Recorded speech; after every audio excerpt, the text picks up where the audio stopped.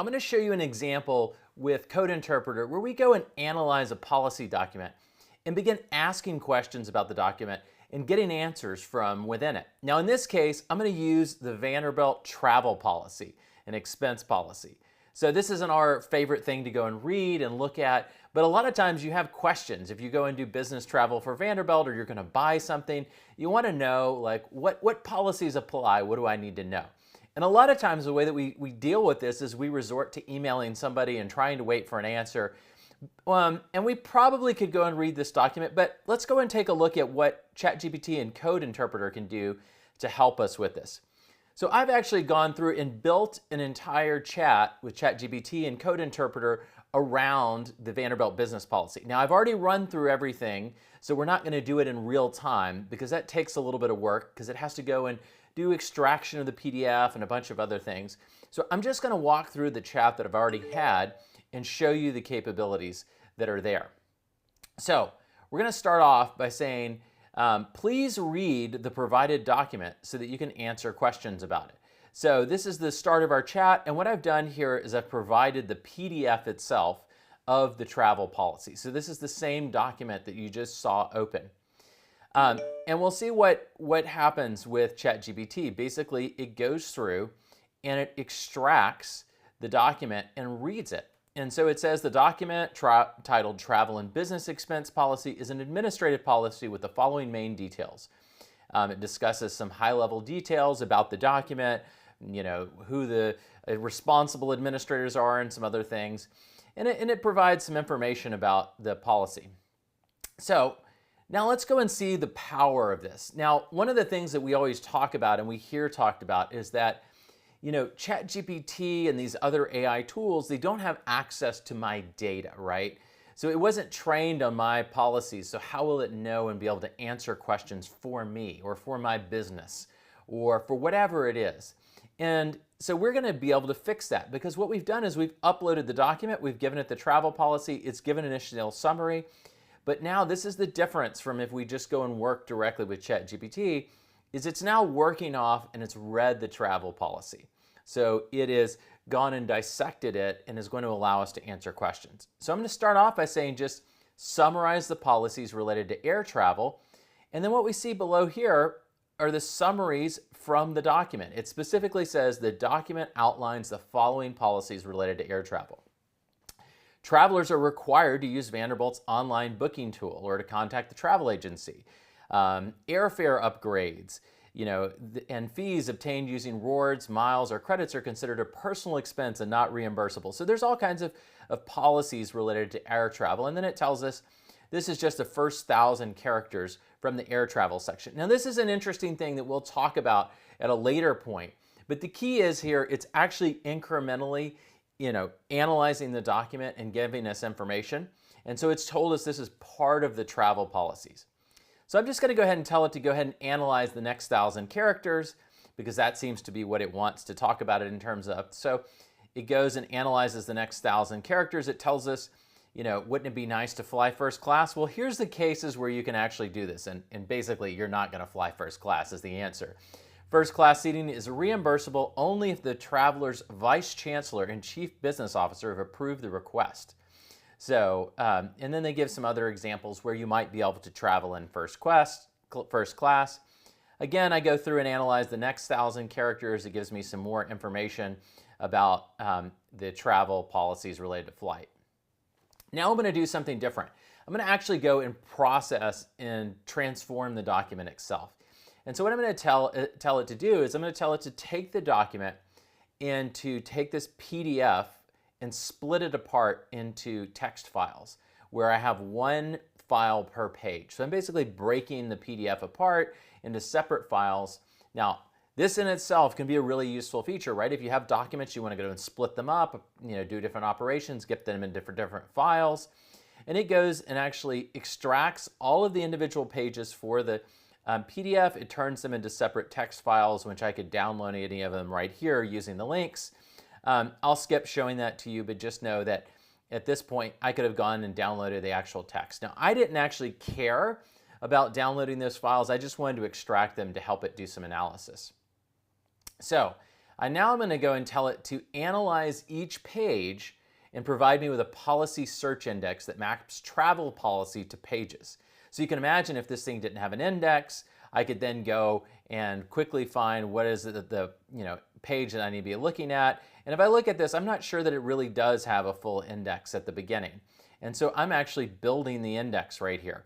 So I'm building an index, and I could have gone and used different keywords or different things, but I'm basically building up an index of what is where within the document. And that's pretty neat, right? I'm taking the document, it's reading it, it's analyzing it, it's building an index of where things are.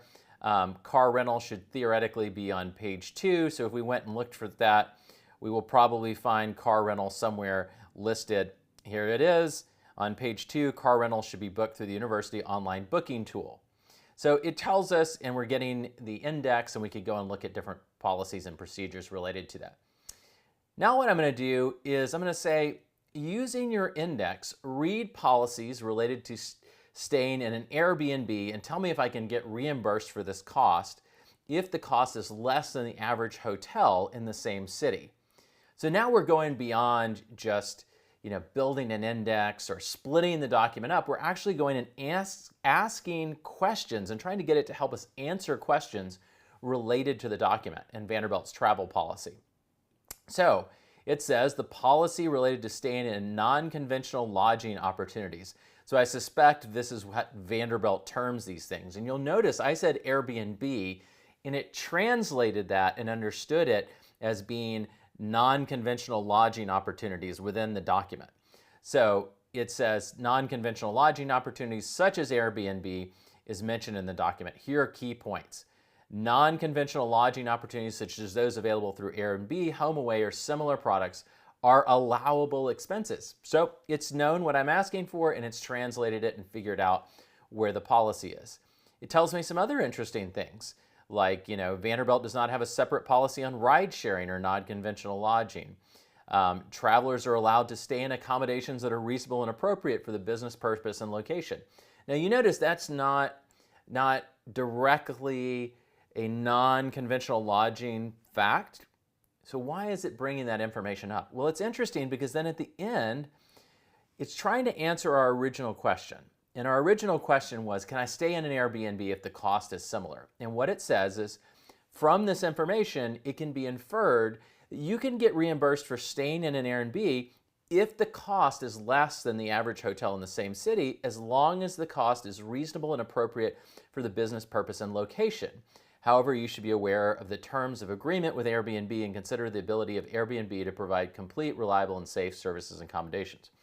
Interesting add-on at the end of it, but the key is that it's basically taken this whole set of information and it said, it has to be reasonable and appropriate, it has to be, less, and it's basically combining all of the policies in order to give me an answer.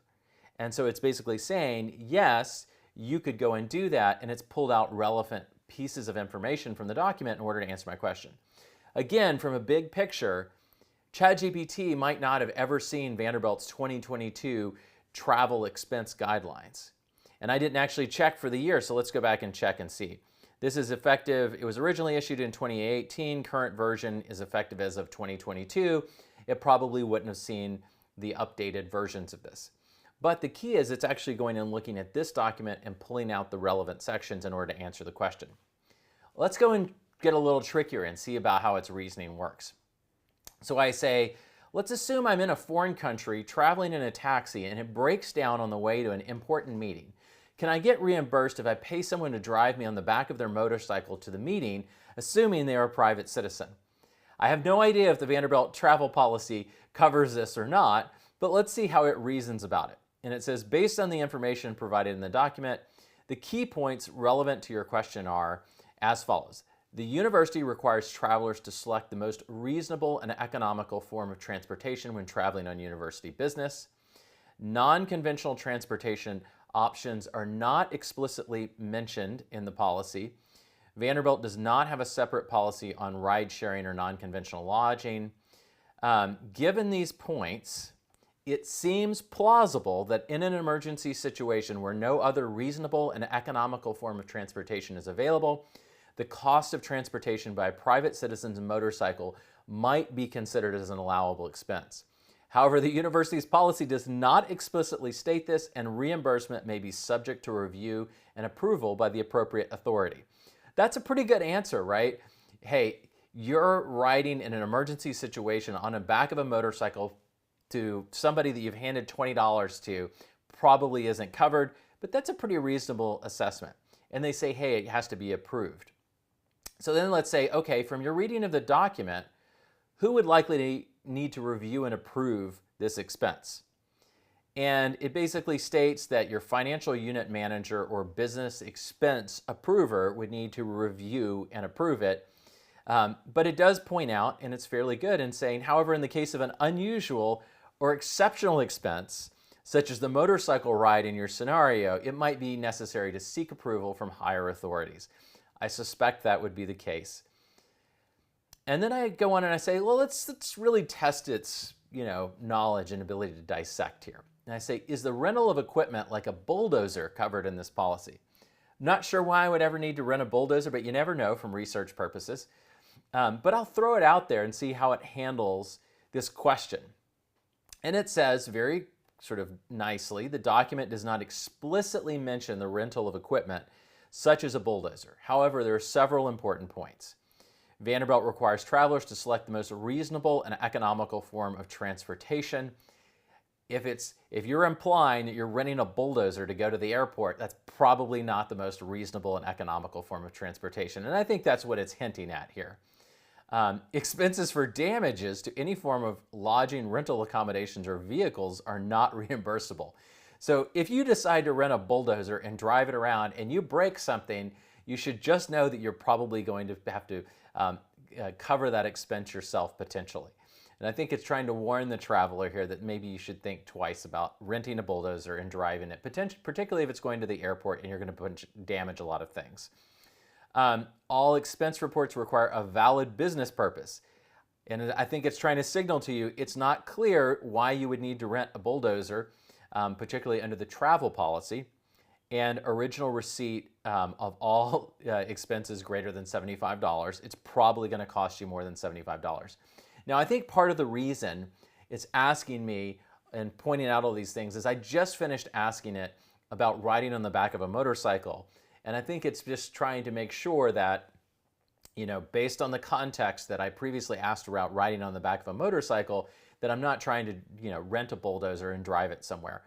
So it does then very much clearly hedge its bets and say, given the lack of specific information regarding equipment rental in the policy, it's recommended to consult with the appropriate authorities. Okay, let's ask a more reasonable question. If I book a flight and it gets canceled, can I book a rental car to drive home and still get reimbursed? Sometimes when I've been stuck in the airport, I've wondered if maybe I should just go over to the rental car counter and book a rental car instead. And it says, based on the document, the policy appears to allow for flexibility in choosing the most reasonable and economical form of transportation while traveling on university business. However, it does not explicitly mention the scenario of a flight cancellation leading to a car rental.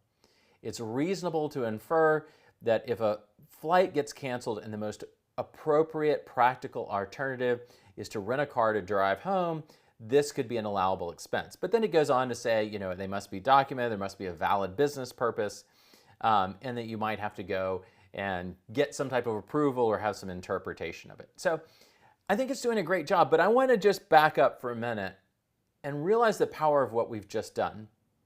We've taken information that's in Vanderbilt's travel and expense policy, and we've turned it into a QA. We've taken information that it wasn't trained on, or potentially wasn't trained on, and we're now having a back and forth discussion about that travel policy. At the same time, it was also able to go and do a lot of operations on the document, like it extracted a series of an index for us that wasn't present in the original document to tell us where certain topics were covered. It also went through and extracted all of the individual pages for us. So if we wanted to go and process the document and be able to work with the individual pages or do something with them, we could do that.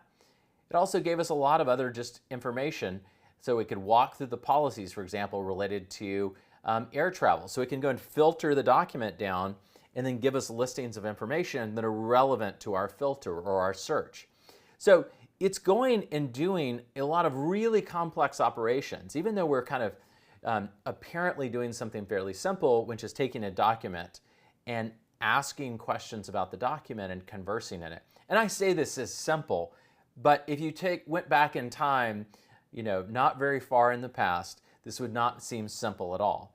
And it's going and doing a really good job of analyzing the document, applying different transformations on the document, different types of analyses. It's helping us get questions answered where the information is trapped inside of a PDF, which is not one of the most ideal forms for going and consuming it and getting some type of automated analysis.